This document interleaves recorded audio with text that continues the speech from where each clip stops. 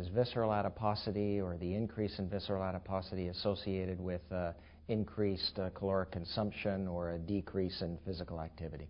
Well, I think clearly the answer is yes to both.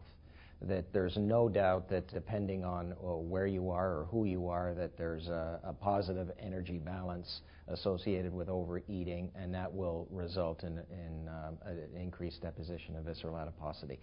But what's much more exciting in the literature right now is on population studies showing us that contrary to accepted dogma, wherein it was believed that caloric intake was primarily responsible for the increase in obesity and abdominal adiposity, in particular visceral fat, we now see that a sedentary lifestyle is playing a much bigger role than we anticipated.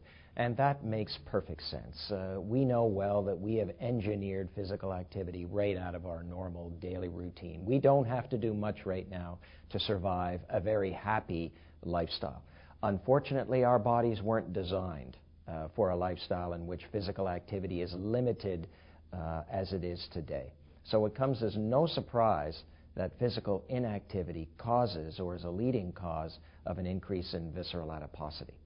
What we now must do is convince the public and convince individuals on both a population and individual basis that an increase in physical activity is associated with a corresponding decrease in visceral fat.